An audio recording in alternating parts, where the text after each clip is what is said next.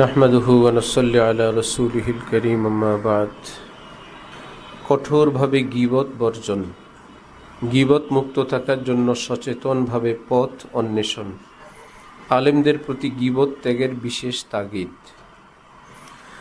আল্লাহ ওয়ালাগণ তাদের মজলিসে গীবতের সকল দরজা বন্ধ করে রাখতেন, যাতে তাদের মজলিসসমূহ গুনাহের মজলিসে পরিণত না হয়। তারা মনে করতেন অসম্ভব কি যে কিয়ামত দিবসে দুরুদ, ওজিফা ও অন্যান্য এবাদত ও একটিমাত্র গীবতের ক্ষতিপূরণ করতে সক্ষম হবে না। অতএব হে পীর, তোমারও ভারী দায়িত্ব যে তুমি তোমার অনুসারীদেরকে গীবত, চগলখড়ি প্রভৃতি হতে কঠোরভাবে বিরত রাখবে, নীরব দর্শক হয়ে ক্ষমা করে দেবে না। অন্যথায় তুমিও তাদের অংশীদার হয়ে ফাসেক গণ্য হবে। হাদিসে আছে, রাসূল করিম সাল্লাল্লাহু আলাইহি ওয়াসাল্লাম বলেছেন, আমি লাইলাতুল কদরে একদল লোককে মুর্দা লাশ খেতে দেখেছি। তখন জিবরিল আলাইহিস সালামকে প্রশ্ন করেছিলাম যে এরা কারা? তিনি জবাব দিলেন, এরা ওইসব লোক যারা দুনিয়াতে মানুষের গোশত খেয়ে বেরিয়েছে, অর্থাৎ গীবত করে ফিরেছে। আবু কিলাবা রহমতুল্লাহি আলাই বলেন, গীবত অন্তরকে সত্য থেকে বিচ্যুত ও বিরান করে দেয়।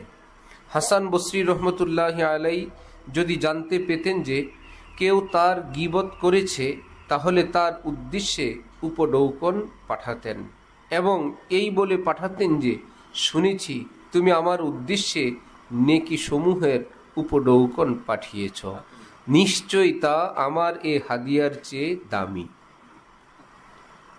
কে? ফুজাইল ইবনে ইয়াজ রহমতুল্লাহি আলাইহি বলেন, আজকের আলেমদের মহৎ গুণ হচ্ছে গীবত। মহৎ গুণ ফাওয়াশিরহুম বিআযাবিন আলিমের মতো। এরা একে অন্যের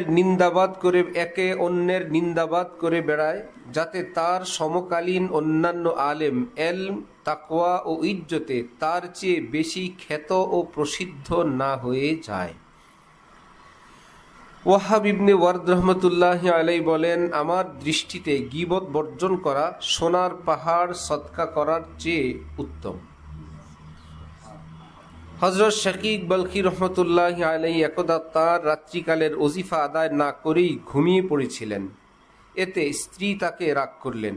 তিনি তখন বলতে লাগলেন, আচ্ছা, মাত্র একটি রাতের ওজিফা ত্যাগের জন্য তুমি এত ক্ষুব্ধ হচ্ছ, অথচ বলখের অধিকাংশ আলেম ও পরহেজগার দল প্রতিনিয়ত আমার জন্য নামাজ, রোজা জমা করে চলেছে। স্ত্রী বললেন, তা কিভাবে? বললেন, এরা রাতভর ইবাদত করে, দিনভর রোজা রাখে এবং শাকিকের গীবত ও গোশত ভক্ষণ করতে থাকে। ফলে এদের সমস্ত নেকি শাকিকের আমলনামায় জমা হবার কথা। কত সাবধান! হযরত আব্দুল্লাহ বিন মুবারক রহমতুল্লাহি আলাইহি বলেন, গীবত যদি করতেই হয় তবে আমার মা বাবার গীবতই আমার জন্য উত্তম, কারণ আমার নেকি পাওয়ার তারাই অধিক হকদার। কে বলছেন? দেখছো কয়জন বলতে পারে? একজন বলছে, বাকি কয়েকজন শুনে বলছে, আর বাকিরা শুনতেও পারে নাই, সাথে সাথেও বলতে পারে নাই। মজলিসে তশরিফ নিয়ে আসছে, এটাই তো বিশাল। হযরত আব্দুল্লাহ বিন মুবারক রহমতুল্লাহি আলাইহি বলেন, গীবত যদি করতেই হয় তবে আমার মা বাবার গীবতই আমার জন্য উত্তম, কারণ আমার নেকি পাওয়ার তারাই অধিক হকদার। মুহাম্মদ ইবনে সিরিন রহমতুল্লাহি আলাইহি বলেন, কেউ যদি একথা বলে যে অমুক অমুকের চেয়ে বড় আলেম বা জ্ঞানী, তবে তাও হারাম গীবতের পর্যায়ভুক্ত। চালারে, খুব কম লোকই এ সত্য উপলব্ধি করতে পারে। তাহলে কাউকে বড় বলবেন না, বড় বলবেন, পাশাপাশি আরেকজনকে ছোট করবেন না। উনি অনেক বড় আলেম, জগৎ বিখ্যাত আলেম, এসা আলেম তেসা আলেম, এটা বলবেন না অমুকের চেয়ে তিনি বড় আলেম, অমুকের ছোট আলেম, ইনি বড় আলেম, এটা বলা নিষেধ। কারণ এখানে বড়র পাশাপাশি আরেকজনকে ছোট করারও আপনার বিশেষ খেদমত লক্ষ্য করা যায়, এবং টার্গেট অনেক সময় বড়র চেয়ে ছোটটাই মেইন থাকে।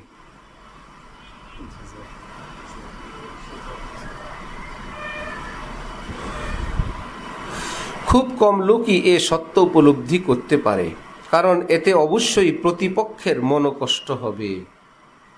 গীবত তো এরই নাম যে কোনো মুসলমান ভাই বোন সম্পর্কে তার পশ্চাতে এ ধরনের উক্তি করা যা তাকে অসন্তুষ্ট করে।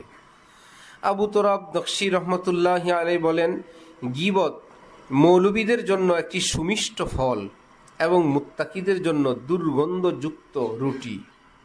আতা খোরাসানী রহমতুল্লাহ আলাইহি বলেন, তোমার গীবতকারীদের প্রতি অসন্তুষ্ট হও না, কারণ সে তোমার অজান্তে তোমার উপকার করছে। আমরা বুজুর্গানের কাছে শুনেছি যে যার একটি গীবত করা হয় তার অর্ধেক গুনাহ মাফ হয়ে যায়। হাতেমে আসাম রহমতুল্লাহ আলাইহি বলেন, যে মজলিসে তিনটি কাজ হয় সে মজলিসের লোকেরা আল্লাহর রহমত থেকে বঞ্চিত হয়। এক, যে মজলিসে খুব হাসাহাসি হয়, অর্থাৎ আল্লাহ থেকে গাফিল হয়ে হাসাহাসি। দুই, যে মজলিসে শুধু দুনিয়াবি কথাবার্তা হয়। তিন, যে মজলিসে গীবত করা হয়। গাফলতের হাসি, দুনিয়াবি কথা, গীবত। কে বলছেন? হাতেমে আসাম। সুবিজ্ঞ আলেমদের মারফত জেনেছি যে দোজখের ভিতর মিথ্যাবাদীরা কুকুরের আকৃতিতে ঘুরতে থাকবে, হিংসাকারী শুকরের এবং গীবতকারী ও চগলখোর বানরের আকৃতিতে রূপান্তরিত হবে।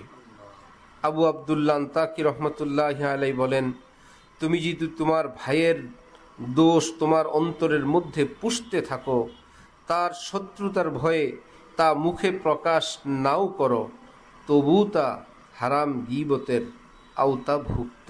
কারণ ভিতর তো বলছে, কারণ সুযোগ পেলেই দোষ বলা দৃঢ় সংকল্প রয়েছে তোমার মধ্যে। হে বন্ধু, উল্লেখিত মাপকাঠি দিয়ে নিজের পরিমাপ করো এবং গভীর নিরীক্ষণ করো। যদি তুমি এসব অপরাধ হতে মুক্ত থেকে থাকো তবে আল্লাহ পাকের শুকর করো, যদি আক্রান্ত থাকো তবে ইস্তেগফার করো। নেক কাজে নিজেকে আরও বেশি মশগুল করো, যাতে কিয়ামতে হকদারদের পাওনা পরিশোধের কোনো উপায় হতে পারে। আর নিজের নফসকে ফাসেক গুনাহগার ধারণা করো। চতুষ্পদের ন্যায় মূর্খদের প্রশংসা শ্রবণে নিজেকে নেককার বলে কখনো মনে করো না। আল্লাহর ওলিগণ বলেছেন, যে ব্যক্তি মানুষের ধারণার প্রভাবে নিশ্চিত বিষয়কে ভুলে যায় সে তো আস্ত একটা আহাম্মক।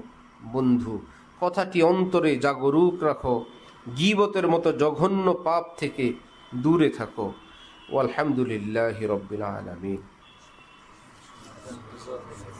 আল্লাহ আমাদেরকে সকল মুসলমানকে গুনাহ থেকে, গীবত থেকে দূরে থাকার তৌফিক দান করেন।